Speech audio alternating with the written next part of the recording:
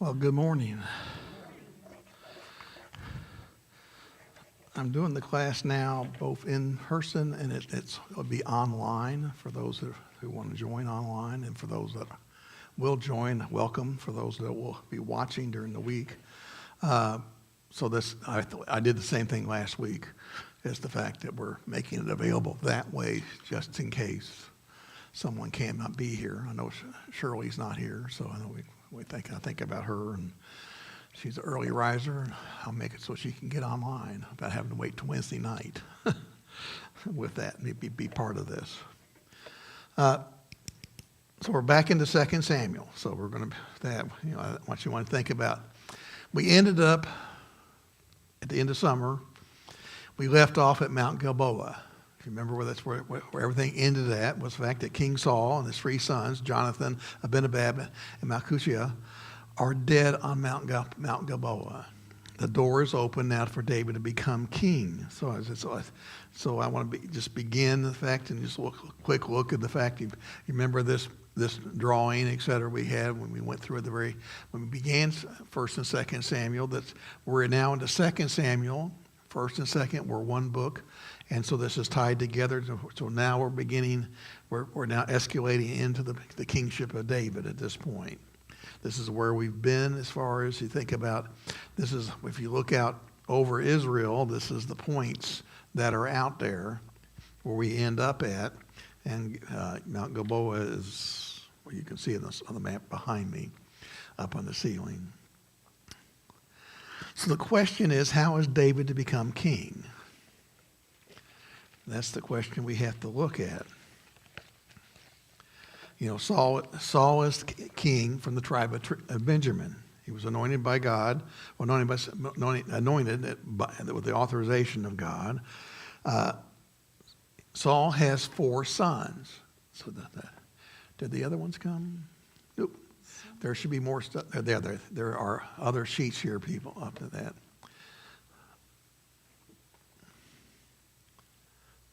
Yeah, this. Yeah. So it's a separate handout, another handout for you. So you've met Jonathan, Abinadab, and Malchishua. You've seen and read about them. Saul has another son, Ishbosheth, and he has 2 daughters, Merab and Michal. And you met both of them already, in the fact. But Ishbosheth you have not met yet. Saul and 3 of his sons are dead. The kingship is in the tribe of Benjamin, within the family of Saul. We think about a kingship. We think about, when Queen Elizabeth died, who got it? Who was going to be next in line? They didn't reach out and say, "Oh, here, George out here on the street." It was within the family bloodline. It's how it passed down to King Charles, and King Charles to Prince William. So you follow that bloodline. Is within the kingship. So his son Ishbosheth was alive and set to inherit the throne. Now David, on the other hand, God has opened the door for David to become king. God has anointed David to become king in a private ceremony. Samuel went there with his family, into Jesse's family, went through all the sons, and finally came upon David, and anointed and had Samuel anoint him to become king. So he's not king yet, but he's anointed by God, but he's not within being seen as king, because he's outside the family of Saul again. So how is he going to become king is what you're reading about. He is not in the tribe of Benjamin, and he's not in the family of Saul. So that's what we're going to begin this journey with him, going through this and looking at it. So today we're looking at David's rise to power. So you already know he's a magnificent warrior. We've seen that witness. We've read about the people. They sang songs about him, and he made Saul very upset. David killed tens of thousands, and Saul killed 1,000. And Saul really was upset about that because David was a magnificent warrior. David, killed Goliath. David was seen by his men as a warrior. He rose up in the ranks. So he will be a tremendous king. Even at the time of Christ, that's what we're thinking about. That people are praying for Messiah like David, because David as we learn more and more, you'll see all the things that David did. But you're going to learn that he's also deeply flawed. Then we're also going to see that he's a very brilliant politician, and how he's understanding people and how to bring them together, and what the things he needs to do to unite on that. So this is what we're going to be looking at. So let's begin. So we turn to 2 Samuel first. David hears of Saul's death. After the death of Saul, David returned from striking down the Amalekites and stayed in Ziklag for 2 days. Now remember, within that, David was working for the Philistines. He was working for King Achish. So he was there. He was King Achish's frontline guards. But the Philistine generals center says, we're getting ready to go into battle with the Israelites. We don't want him to be up here in the front and leading this in battle. We want to send him back home. And the fact, because if he'll get there and he'll be in the point of having to make that choice, am I going to kill my brothers, of my fellow Israelites? They're afraid he's going to turn against them and join their side, and it would be a defeating blow.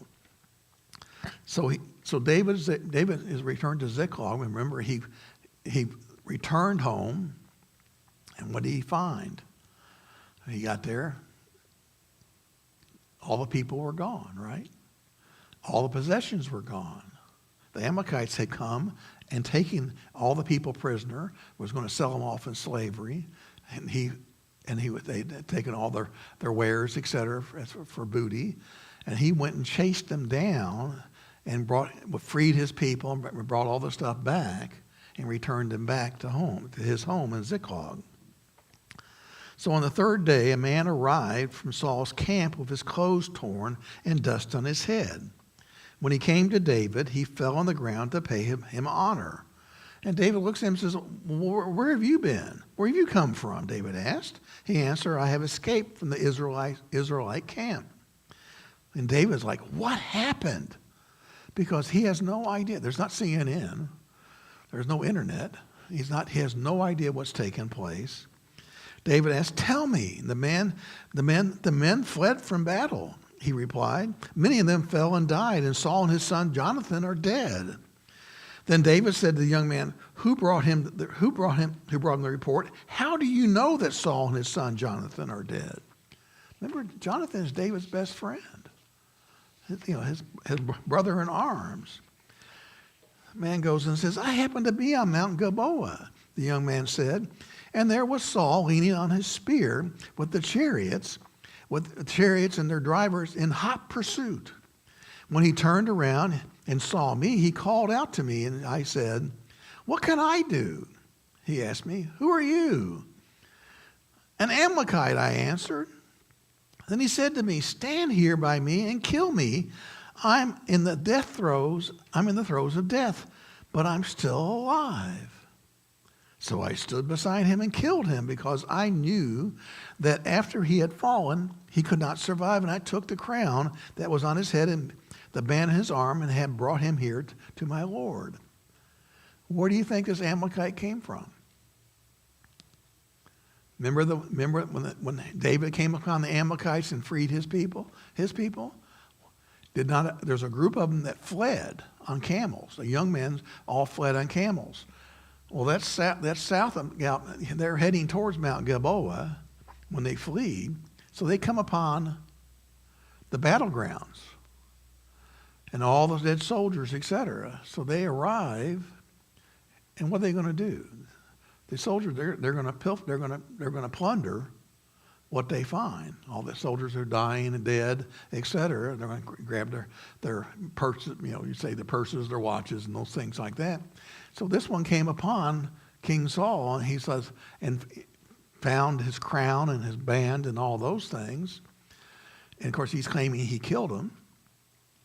And so he's like, I hit the jackpot. We know David wants to be king. They know who David is. If I bring this back to him, I'm going to be well rewarded. No, I'm not telling what I'm going to get. So he brings it back to David. Then David, we go on to the next. Then David and all the men with him took hold of their clothes and tore them. That's what you do when you mourn. They're mourning the loss of King Saul. And for David, he's also mourning the loss of Jonathan. And said, and there was Saul leaning on his spear. No, wait a second. I'm on the wrong one. They mourned and wept and fasted till evening for Saul and his son Jonathan and for the army of the Lord and for the nation of Israel because they had fallen by the sword. David said to the young man who brought him the report, where are you from? I am the son of a foreigner. Why would he say he's a foreigner? He's an alien. In the Israelites, if you're a foreigner or an alien in the Israelite community, how do they treat you? You remember what the rule is? As one of your own. You protect him, just one of your own. And that's what he's telling him now, I am a foreigner. An Amalekite, he answered. And of course, David's going, Amalekite? Who fled? David asked him, why weren't you afraid to lift your hand to destroy the Lord's anointed?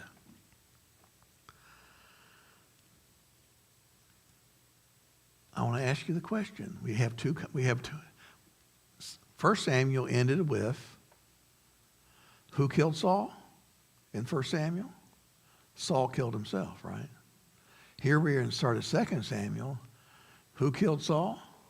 The Amalekite said he killed Saul. So who did kill Saul? I want you, well, if you had your, okay, make you turn to 1 Chronicles. We'll turn to 1 Chronicles, chapter 10. And when you read, as we're reading right now, you got 1 and 2 Samuel, then we'll go to 1 and 2 Kings. Now they're telling the story, and we get to 1 and 2 Chronicles, you're going to see it be retold. The same stories are going to be retold from a different point of view. 1 and 2 Samuel, 1 and 2 Kings is told more from man's point of view, man's reporting what happened. It's being written down, and this is what happened. 1 and 2 Chronicles is being written from the point of God, or the throne of God, of what God's point of view, what's taking place. So when we get there, it's what we're going to go to. We'll see that shift. So you see right here, that the fact that the Philistines were in hot pursuit, and Saul and his sons, and they killed his sons, and Jonathan, Abinadab, and Malchishua. The fighting grew fierce, etc. So Saul said to the armor bearer, draw the sword and run it through me. But we jump to the next and we see, but the armor bearer was terrified and would not do it. So Saul took his own sword and fell on it. This corresponds to the first, right? But still the question is, who killed Saul? If we jump to the end of 10, you'll see who. Saul died because, and this is God talking, Saul died because he was unfaithful to the Lord. He did not keep the word of the Lord and even consulted a medium for audience. Remember, he did go see, he went and consulted a witch. And he did not inquire of the Lord, so the Lord put him to death and turned the kingdom over to David, son of Jesse. So from God's point of view, God enabled everything that happened for Saul to die. And God's taking credit. He says, don't argue about who did it. I did it. The buck stops with me. And that's what God is saying. God is saying, this is what I did to bring this to the next place. So we jump back to 2 Samuel chapter 1. So the guys had revealed who he's an Amalekite, etc. He was there. So David's going, aha, wait a second. You were one of the ones that fled. You got there, and what were you doing there in the battle? You were there plundering. And David called one of his men and said, there's that young man standing up there, nice and tall, going, I did this. I brought you the crown and everything else. And then he hears David say to him, go strike him down. And you can imagine him, young man, turning his head, going, what? And as he turns, as one of his guards takes his sword and whop, lops his head right off. And you can imagine that. Well, this is war back then was a lot different than it is today. You don't be bringing people's heads there and everything else. But you know the fact that few seconds when it happens, that young man is like, what? And you can imagine his head bouncing down going, uh-oh, I said the wrong thing.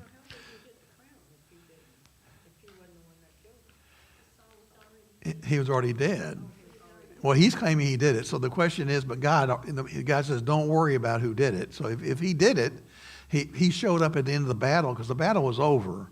Everybody, here they are. The Philistines are going and capturing everything. So somehow he was there before the Philistines got there. Because if they got there, they would have had the crown. Remember that? What did the Philistines do when they got there with King Saul? They took King Saul and his 3 sons, and they went and hung them on the wall.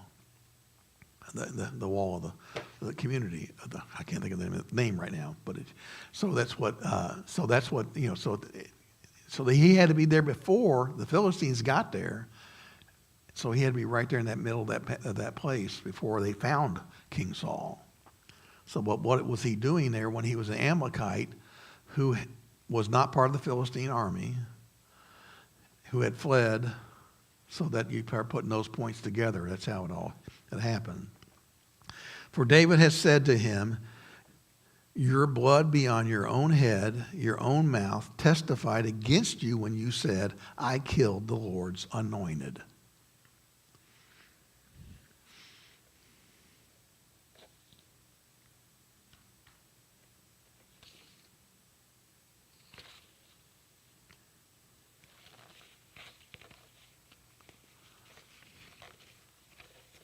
So I'm having to turn my pages.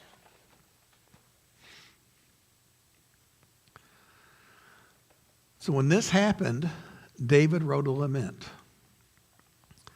David took up the lament, up this lament concerning Saul and his son Jonathan, and he ordered that the people of Judah be taught this lament of the bow. It is written in the book of Jasher. Now, this lament is one of the most famous of all laments. It's one that people have learned in school and things in the past on that. But C.S. Lewis, who we know, is the chair of the medieval Renaissance literature of Magdalen College and at Oxford and Cambridge University. Became what he became next. He's written over 30 books, and many of you read those books, the Chronicles of Narnia, the Screwtape Letters, etc. He wrote that this is one of the most beautiful of all laments ever written. And he taught that when he taught about this lament in his classes, etc. Now, David would write 75 of the 150 Psalms we read today. So we know David is a prolific writer. He's written laments, etc. So I want you, as we head towards Psalms, we'll be learning that 75 of those Psalms were written by David. That's why we read Psalm 23. We talk about that. Psalm 23 is written towards the end of his life, and that's where David is writing about the Lord is my shepherd, I shall not want. And he will be in the house of the Lord forever. So that's what he's saying. But but if you listen to this lament, a gazelle lies slain on your heights, Israel. How the mighty have fallen. Tell it not in Gath. Proclaim it not in the streets of Ascalon. Lest the daughters of the Philistines be glad. Lest the daughters of the uncircumcised rejoice. Mountains of Gilboa may have neither dew nor rain, nor may no showers fall over the terraced fields. For there the shield of the mighty was despised, the shield of Saul no longer rubbed with oil. From the blood of the slain, from the flesh of the mighty, the bow of Jonathan did not turn back. The sword of Saul did not return unsatisfied. So we see how beautiful this is. And we continue on down through it. So you see, because it ends with how the mighty have fallen, the weapons of war have perished. David is then, we see the fact that we move to the next, that in the course of time, David inquired of the Lord, shall I go to one of the towns of Judah, he asked. David was still in Ziklag. Ziklag is actually in Philistine territory at the edge of the territory of Judah. So he's just right across the border. And he's asking of God, the Lord, what should I do? Shall I go up to one of the towns of Judah, he asked. The Lord told him, says, go up. David asked, where shall I go? To Hebron, the Lord answered. So Hebron is the capital of Judah, and that's where he heads to. So David went up there with his 2 wives.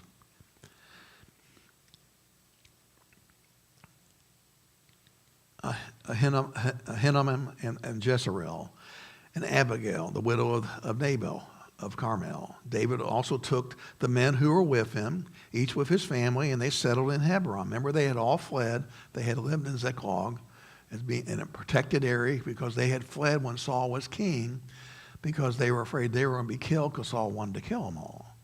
So, and where has David been? He's been in the Philistine territory. He's been a mercenary for 10 years. He's been selling his duty. He's been selling himself as a mercenary. And they settled in Hebron, the towns. Then the men of Judah came to Hebron, and they anointed David king over the tribe of Judah. So he's king over one tribe. How many tribes are there? There's 12, right? So he's not king of Israel. He is basically the warlord, the head of Judah in that. So when David was told that it was the men from Jabesh Gilead who had buried Saul, because David's finding all this out afterwards. So he finds out that the men of Jabesh Gilead had buried Saul. He sent messengers to them to say to them, the Lord bless you for showing this kindness to Saul, your master, by burying him. May the Lord now show you kindness and faithfulness, and I too will show you the same favor because you have done this. Now then, be strong and brave, for Saul your master is dead, and the people of Judah have anointed me king over them. Remember the men of Jabesh Gilead, the ones who went and took him down, took Saul and the bodies down from the wall of Bashan and gave them a proper burial. Now, when David's writing them, what is he doing also? He's being a really good politician at this point. He's thanking them and telling them and inviting them to be part of Judah and be part of the kingship that he is. But he's acknowledging them for what they have done. So this is where we start seeing David making these political moves of connecting with people, connecting with the communities, to bring them into place. Now we will see the war between the house of David and Saul. Meanwhile, Abner, son of Ner, the commander of Saul's army, had taken Ishbosheth, son of Saul. And Ishbosheth is his 4th son. When I always read this, I always think about, well, Ishbosheth wasn't a military man. Why? He wasn't much of a man. He was, the descriptions by some of the historians and stuff. He was very, very shy, backwards. Wasn't a strong person. He is a very weak king. He becomes a very weak king. But it's Abner who goes to him and takes him and makes him and brought him over to Mahanaim. And he made him king over Gilead, Asher, Jezreel, and also over Ephraim, Benjamin, and all of Israel. So he made him king over the 11 tribes. Abner is the power behind Ishbosheth. Ishbosheth could not be king if it wasn't Abner saying, I'm lifting him up. He's the son of Saul. He is our new king.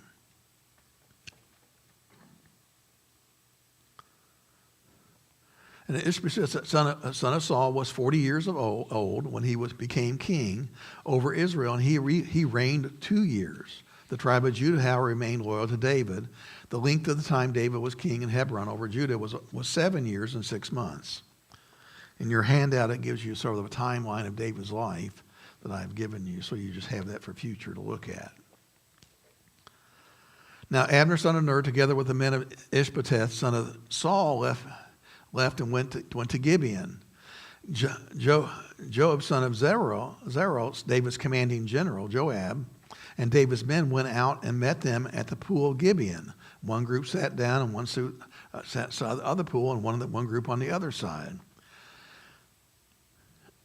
What is taking place, and you read about, it's beginning of civil war. It's Abner against Joab, Ishbosheth against David. And the fact, so now there's the 12 tribes are not together. They're fractionalized. You're not unified. And now they're entering into civil war between one another.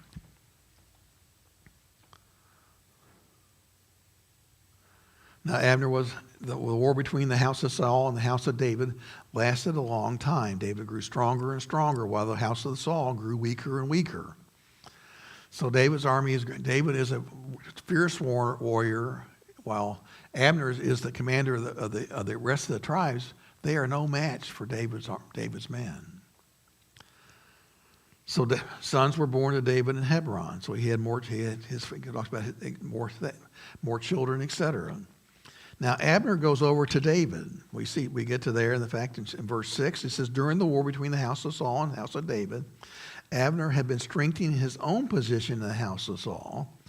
Now Saul had a concubine named Rizpeth, daughter of Achish, and Ishbosheth said to Abner, "Why did you sleep with my father's concubine?"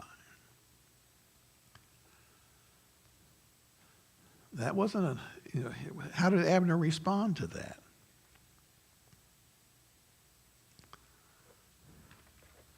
Abner was very angry because of what Ishbosheth had said. How dare you talk to me this way? How dare you accuse me? Had you taken away from...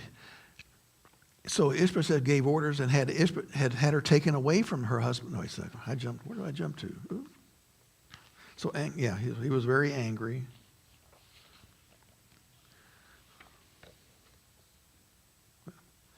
So he was very angry. So he answers him when Ishbosheth says, he says, am I a dog? Am I a dog's head or on Judah's side? This very day I'm loyal to the house of your father Saul and to his family and friends. I haven't handed you over to David, yet now you accuse me of an offense involving this woman. May God deal with Abner be very, very, ever so severely if you do not do for... I apologize. I can't see what the screen is, and I have to read it from this. We have a problem with our screen right now we're trying to fix. I haven't handed you over to David, yet now you accuse me of an offense involving this woman. May God deal with Abner be it ever so severely. I do not do for David what the Lord promised him on oath, and transfer the kingdom from the house of Saul and establish David's throne over to Israel and Judah from Dan to Beersheba. Ishbosheth did not dare to say another word to Abner because he was afraid of him. He now has offended the head of his army, the power behind his throne, and Abner is totally offended. What's Abner going to do? And Abner sent messengers on his behalf to David and says, whose land is it? Make an arrangement with me and I will help you bring all Israel to you. Whose land is it? God's, right? And who is God anointed? David. So, good, said David, I will make an agreement with you, but I demand one thing of you. Now, when you read this, did you think about what is taking place? Do not come into my presence unless you bring Michal, daughter of Saul. Who is Michal? His wife. He was the one, remember the two daughters? Saul wanted his oldest, and like, wait a second, no, this is all a political ploy. But Michal was in love with David, and they ended up getting married. And Michal was the one that told David, they're coming to the front, head out the back. He saved his life by getting him out. But where has David? Has David been corresponding to Michal? We haven't heard anything about her until now. Unless you bring the daughter of Saul, unless you bring Michal's daughter of Saul when you come to see me. Then David sent messengers to Ishbosheth, son of Saul, demanding, give me my wife, Michal, whom I betrothed to myself for the price of 100 Philistine foreskins. Remember, that was the price that Saul made him provide. So it's been 10 years since David fled from the window from the home of Michal, and he has not seen her since he fled. So why does he want him back?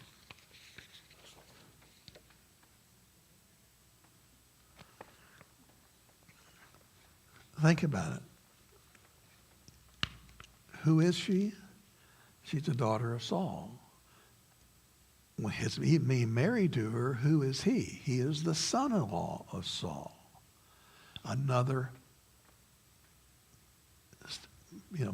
place in the fact of saying, yes, I am part of this, and the kingship that's going to be that I'm going to take over. This is part of who I am. That I am in the lineage of Saul. He's not, he wasn't by birthright, but he's by marriage. He is in the lineage of Saul. So Ishbosheth gave orders and had her taken away from her husband, Patel, son of Laish. Now, Patel was not a very strong man. Her husband, however, went. Can you imagine? Here's Abner showing up with his soldiers, all these big men, etc., with their weapons and everything, knocking on his door middle of the night, saying, "Yeah, knock, knock, knock," and instead of him coming in the door, yes, here. Who are you? I'm Abner. I'm here to come and get your wife, Michal, to bring her back to her first husband. And he's like, huh? So they come and they take Michal and they're bringing it to David. And here he is following along behind her. He went with her, weeping behind all the way. Don't take my wife. Then Abner said to him, just turned around and says, go back home. So that's exactly what took place. It's just, so you see, you got to think about what is taking place and seeing this. This is how it's doing. So Abner confided with the elders of Israel and said, for some time you have wanted to make David your king. Now do it. For the Lord promised David, be my servant, David. I will rescue my people, Israel, from the hand of the Philistines and from the hand of their enemies. Who was the last judge that was supposed to free them from the Philistines? He was strong. Samson. Samson was supposed to free them from the because that's ever since they've entered in the promised land, they were supposed to wipe the Philistines out. Ever since they've been in the promised land, the Philistines have controlled the way by the sea. The Philistines have lived in 5 different major communities along by the coastline, etc. And the Philistines were constantly plundering and taking from the Israelites. And they never had enough strength to go do that. So here, this is the promise that David is the one that's going to do this. So Abner also spoke to the Benjamites in person. Why would he go to talk to the Benjamites in person? The tribe of Benjamin is what's the lineage of David, lineage of the king was supposed to come from. And here it's being shifted. So he's talking to them. Then he went to Hebron and to tell David everything that Israel and the whole tribe of Benjamin wanted to do. When Abner, who had 20 men with him, came to David at Hebron, David prepared a feast for him and his men. He wanted to be known that I welcomed them. He gave a state dinner, basically, showing them all the thing, pomp and circumstance and everything else of how welcome you are and so glad you're here and everything else. Then Abner said to David, let me go at once and assemble all of Israel for my Lord and the king, so that you may take a covenant, so that they may make a covenant with you, and that you may rule over all that your heart desires. So David sent Abner away, and he went in peace. But what happened next? So Abner leaves with his men, and just then David's men, Joab, returned from the raid and brought with him a great deal of plunder. So he's coming back to David and says, look what I brought. Now, Joab is a fierce warrior. He's been with David since the beginning. He is his commanding general now, etc. Do you think he wants to be subservient to Abner? Because Abner wants to be the general over all the armies of Israel. And here's Joab going, huh? So when he arrived, Abner was no longer in Hebron because David had sent him away and he'd gone in peace. And when Joab and all the soldiers with him arrived, he was told that Abner, son of Ner, had come to the king and that the king had sent him away and that he had gone in peace. So Joab went to the king and said, "What have you done? Abner came to you. Why did you let him go? Now he's gone." You know, Abner, son of Ner, well, he came to deceive you and observe your movements and find out everything you are doing. So he's taking it that why is this other general who is against my opposing, who I've been fighting with for 10 years, coming here and being here? Well, then Joab left David and sent messengers after Abner, and they brought him back from the cistern of Sirah. But David, the key thing is David did not know this was taking place. So when Abner returned to Hebron, Joab took him aside into the inner chamber and do the typical greeting of two Israelites coming together. You would go up to them and you kiss each other on the cheek, which we think in France this was the same way you did in Israel at the time. So he brought him in there to speak privately and there to avenge the blood of his brother Ashel. Joab, "Oh, my brother," stabbed him, sliced him open, and spilled his guts. Killed him right then and there. How is David going to react? Here, David has made a pact with him, had a very a welcoming party and everything else, and did all these things to welcome him. And David hears what he said. And David says, "I and my king are forever innocent because the Lord, concerning the blood of Abner, son of Ner, may his blood fall on the head of the Joab and on his whole family. May Joab's family never be without someone who has a running sore or leprosy, and who leans on a crutch, who falls by the sword, or who lacks food." Joab and his brother Ashbel murdered Abner because he had killed the brother of Ashel in the battle of Gibeon. They had a revenge killing, eye for eye, tooth for a tooth, right? That's what you did. But David had a huge political problem at this point. Here are the other 11 tribes ready to come over. They're ready to come into him. So what's he have to do? He has plausible deniability. He had no idea what was going to take place. He had no idea this took place. So now he has to make it really be seen, the fact that I am honoring this man because he came to me, and you as a people, the 11 tribes. So David said to Joab and all the people with him, "Tear your clothes and put on sackcloth and walk in mourning in front of Abner." So he puts on a state funeral. And he's telling Joab and your men, "You did this. I want you to tear your clothes and you be in mourning and you walk in front of all this taking place because you are the ones that did this, and you better show remorse."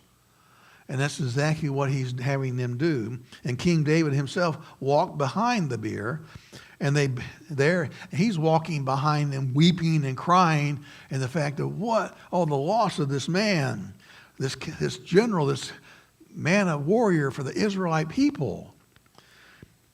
And the king wept aloud at Abner's tomb. All the people also wept with him.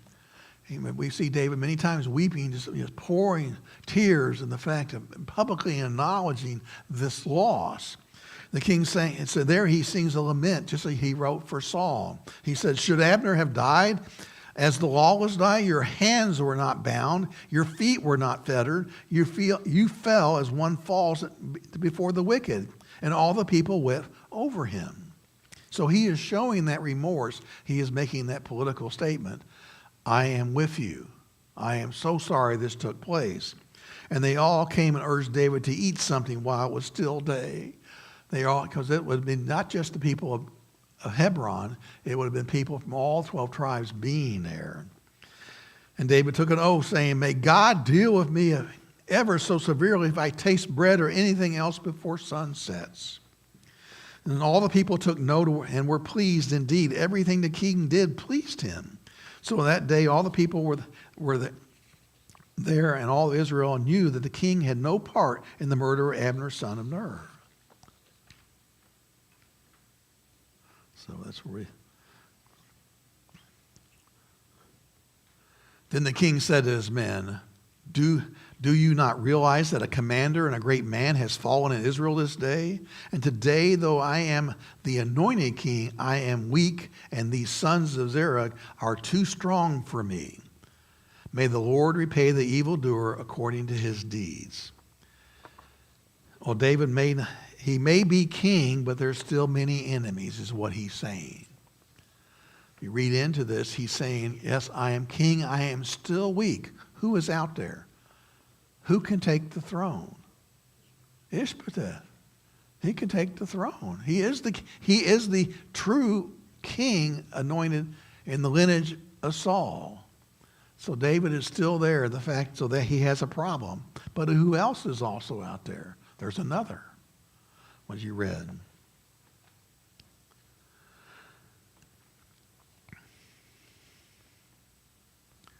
So when Ishbosheth, son of Saul, heard that Abner had died in Hebron, he lost courage. He had I'm going to go into hiding, basically.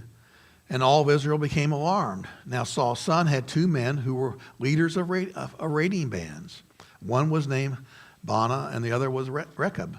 They were two sons of Rimmon and Beerothite from the tribe of Benjamin.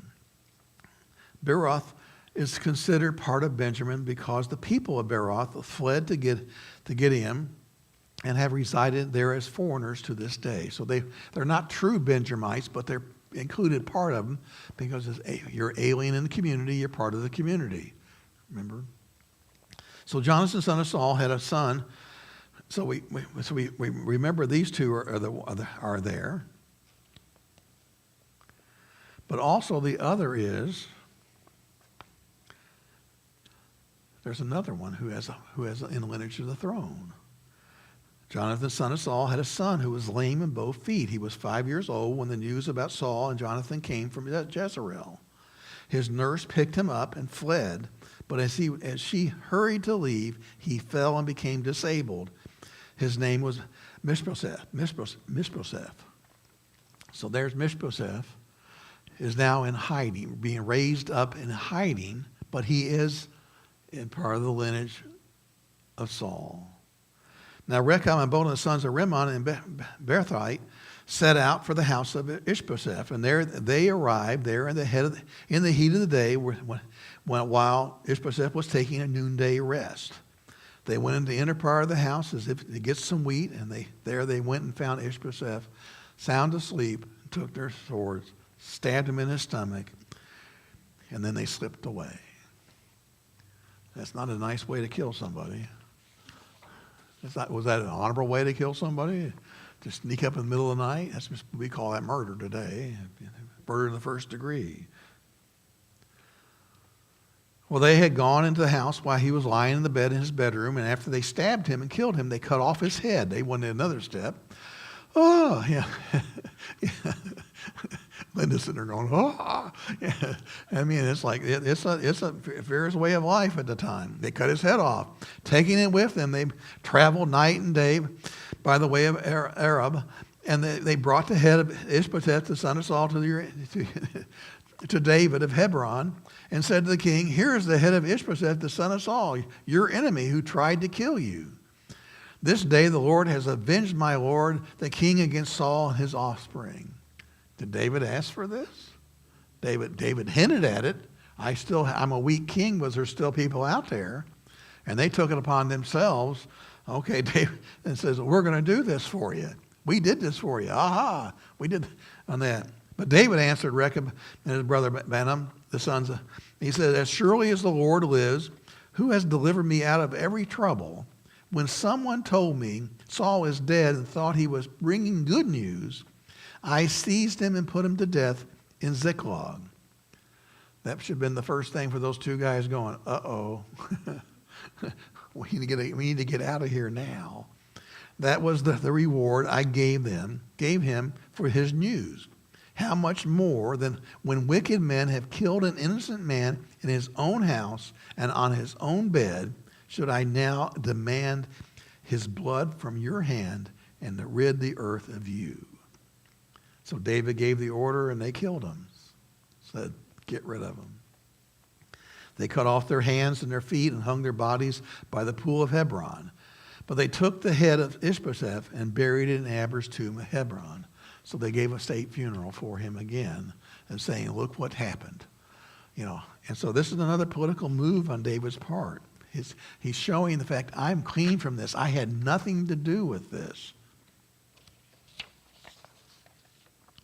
Well, David becomes king over Israel.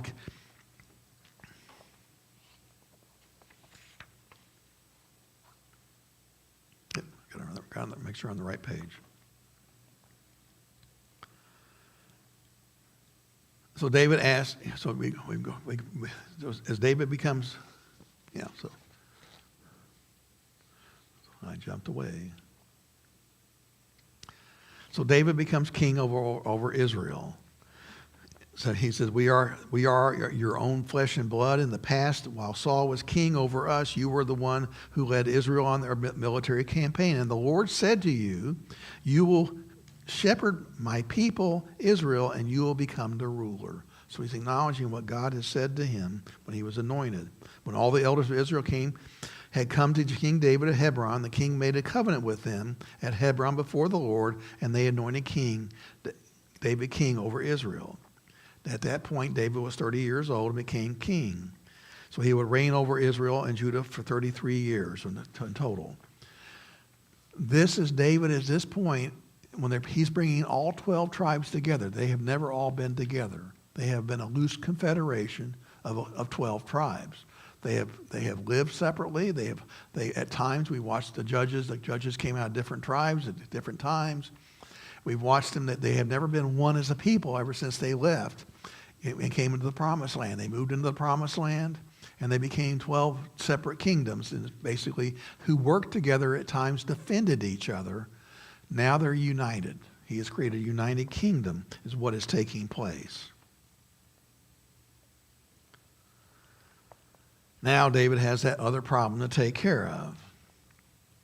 The other thing David asked, this other subtle hint here, is there anyone still left of the house of Saul to whom I can show kindness for Jonathan's sake?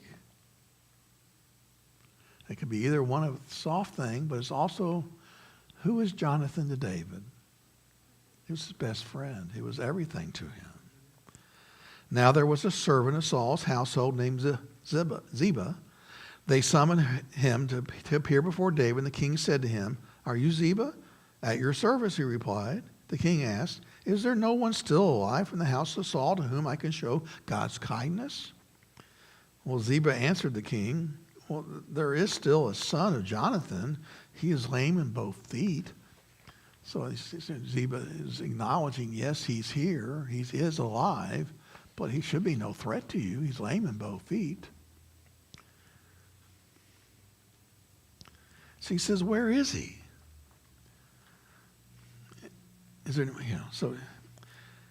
and Ziba answers, he is at the house of Machir, son of Ammon, in the Lo-debar. So King David had him brought from the Lo-debar, from the house of Machir, son of Ammon. When Mishbosheth, son of Jonathan, son of Saul, came to David, he bowed down to pay him honor. What do you think Mishbosheth's thinking? All my family's been killed. My uncle, Ishbosheth, is dead. He's been murdered. I'm coming to the house of David. David has been anointed king.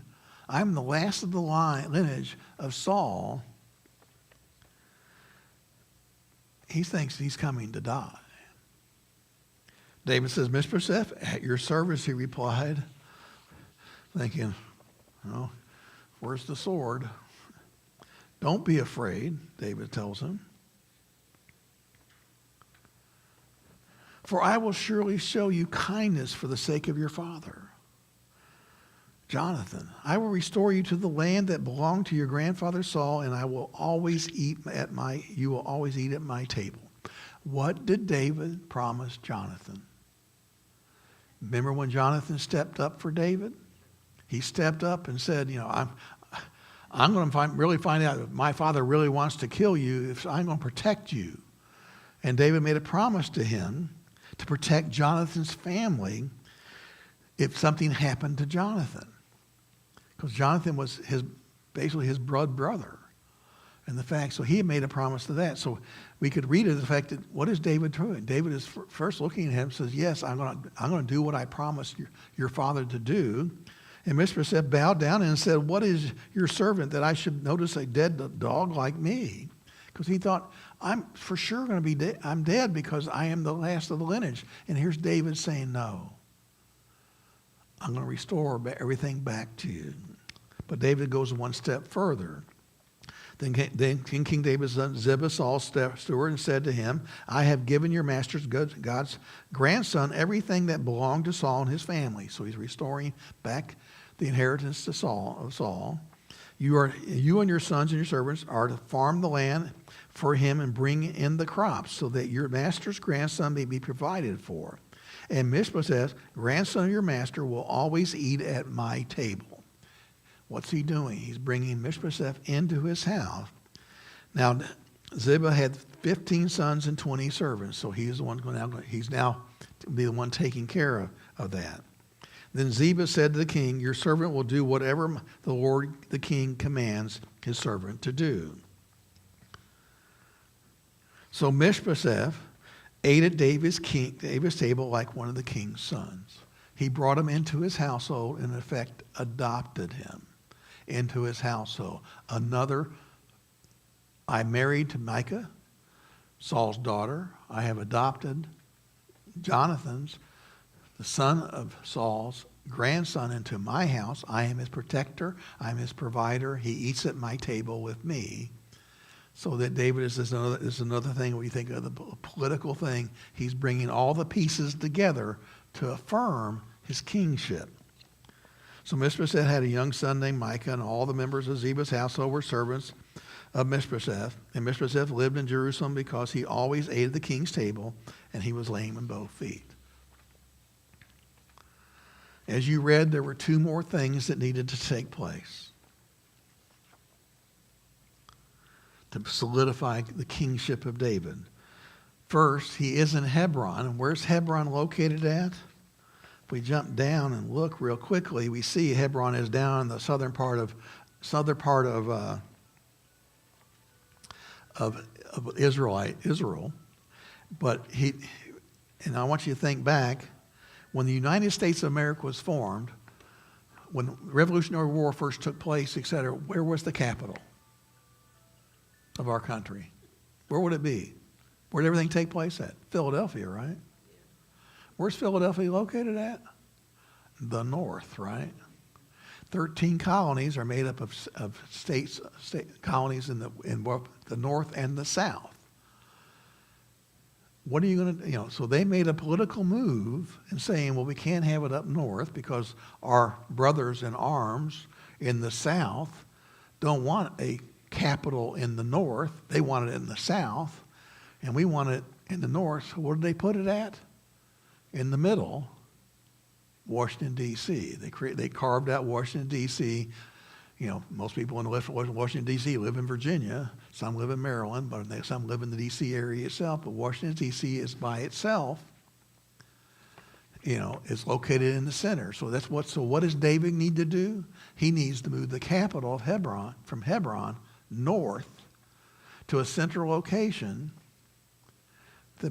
to rule over all of the kingdom of Israel, in which the people can come and get together. It's the same struggle we're having in the district as far as the Mission Rivers district. We're so big, when we have a meeting, we're trying to have a meeting in the middle, and no matter what we put in the middle, people are having to drive 2 hours to get there.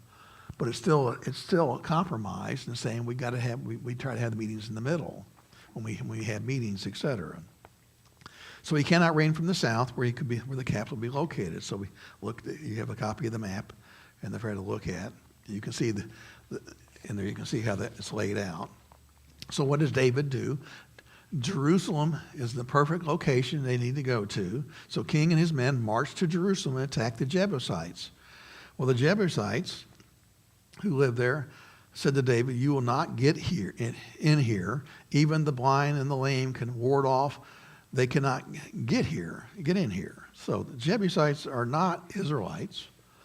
And so they have taken control of that part of the country, of what is now what is becoming is the kingdom of Israel. So David says, the Jebusites said, "You will not get in here. Even the blind and the lame can ward you off." Jerusalem is up on a hill, so you have to battle uphill, and they have the wall all the way around the city. It's still the same. The wall has expanded over time. The city's gotten bigger and bigger, and the wall has moved out and out and out. But it's still, as a fortress to go up and attack it, it's not a place to easily go and capture. And on that day, David has said, anyone who conquers the Jebusites will have to use the water shaft to reach those lame and blind who are David's enemies. And that is why they say, the blind and the lame will not enter the palace. David then took over and drove out or killed all the Jebusites and made that the house, the kingdom. David then took up residence in the fortress and called it the city of David. He built up the area around it from the terrace inward, and he became more and more powerful because the Lord God Almighty was with him. David would plan the temple upon what is now the Temple Mound, which is that they actually build that up. The city of David, if you go to Jerusalem today, the old part of the city of David is still there. You can see where his palace was, etc. Those places there, you can see up on the mound, which ultimately where the temple would be built. So that is right there for you to see. And the second thing that needs to take place, he needs to validate his kingship. He has all 12 tribes united. He has moved the capital to Jerusalem. He is united with Michal, the daughter of Saul. He has neutralized and eliminated all his enemies. So what does he need? He needs God's approval. And where is God? He is residing over the tabernacle. The pillar of cloud is over the tabernacle. Where is the tabernacle? Now King David was told, the Lord has blessed this household of Obed-Edom and everything he has because of the ark of God. So he has to go there to get there. So David went to bring up the ark of God from the house of Obed-Edom to the city of David with rejoicing when those who were carrying the ark to the Lord had taken 6 steps, he sacrificed a bull and fattened a calf. Wearing an ephod, David was dancing before the Lord with all his might, while he and all Israel were bringing up the ark of the Lord with shouts and the sounds of trumpets. We know Michal did not like that, his dancing.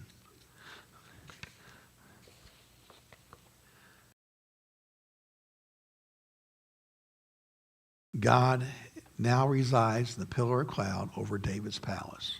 He has brought the tabernacle, the Ark of the Covenant, and theirs is now housed. And the pillar of God is right there. And God is affirming David's presence and David is king. So he has unified the 12 tribes. He has solidified his kingship. And from here we begin to see where David goes and builds the kingdom of Israel. Of course, next week we're going to have a challenge. We'll see how David is imperfect. And that's for the imperfection.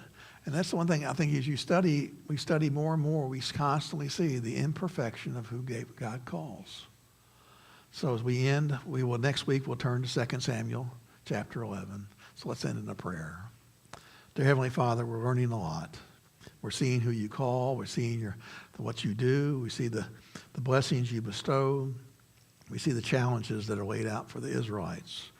We see what you have done since the beginning of calling them, first with Abraham and on. You have built the community of the Jewish community, the Jewish faith, who are the Israelites today. Lord, we ask you as we continue to learn of how this is applied to us as we study not only here, but study in our Bible study classes and learn more about you. When we open our New Testament to understand what your Son, Jesus Christ, our Lord, is doing. Lord, we ask for a blessing as we continue to study through your Son, Jesus Christ, our Lord. Amen. I'll see you next week.